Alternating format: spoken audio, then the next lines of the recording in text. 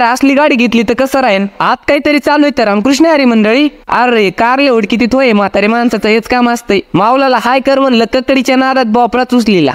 सरा कुठनाच पण मात्र म्या काकडी घेतली बर का. पण मी बी चुकलो, दुसऱ्या वेळेस काकडीच्या जागेवर बारकोसा भोपळा होता तेच घेतला. भगवानगडाचं माळवय, भोपळे, पत्ता गोबी, फुलगोबी, वांगे, टमाटे, कोथिंबीर, कांदे, जे काय बटाटे बिटाटे लय येतय बर का. कवाची काकडी हातात धरून बसलो होतो, खातो तिला पटकन. नियोजन आणि कार्यक्रम संगच माझाच कार्यक्रम झाला राव. रूम मध्ये आल्या आल्या पोरं म्हणले भाऊ रूम पुसायचा नंबर आहे. म्हणलं कशाला टेन्शन घेता, तुमच्या नंबरचं बी मीच घेतो. बाहेर राहणारे पोरांचं असंच राहतं, नंबर लावून रूम झाडायची आणि पुसायची. पायऱ्या पुसत होतो पण म्हणते जातो का आता रोड पुसत. संदीप महाराजांना त्यांचे छोटे फॅन फॉलोअर्स भेटाय आलते. बरं झालं पुसताना बघितलं नाही. किती आनंदात दिसतायत राव भेटल्याबद्दल. खूप भारी वाटतं राव. लहानपण आणि मोठेपण सगळेच आपल्याला सपोर्ट करतायत. तुम्ही कधी येताय मग भगवानगडावर? माझे ध्यानातच नाही, माझं एक काम राहिलंय. झालं असं की मोबाईलच्या डिस्प्लेवर जीसीबीचं कोर मग डिस्प्लेच गेला. काय राव मामांना 10 दिवस लावले डिस्प्ले टाकायलाच. आमच्या फोनवर काय लिहिलं रे यांना मागून. एवढं मोठं काम झालंय म्हणलं वेद चहा तर बनतोच. चहा एवढा गरम होता माझ्या हातालाच पोळाला पेताना. म्हणलं आता थंड काहीतरी घ्यावं लागतंय. घेतली आईस्क्रीम पण भाऊ का तोंडला पोळलाय काय माहित. हॉटेल पशी आलोत खरं पण गाडीचं तेलच संपलं. आपल्यासारखी पोरं काही ना काही जुगाड लावतेच. पण हॉटेलचा मालक कांदेवाल्या संग सौदा करीत होता पण सौदा तुटला काय की. मला लयच बिनकामाची कोटाने राहते. जाताना एवढं ऊन पडलं की गाडीची शिटावर चटकीच लागत होते. थांबा थांबा एक इम्पॉर्टंट गोष्ट सांगायची. काय नाही हो ते फॉलोन लई घ्या करून.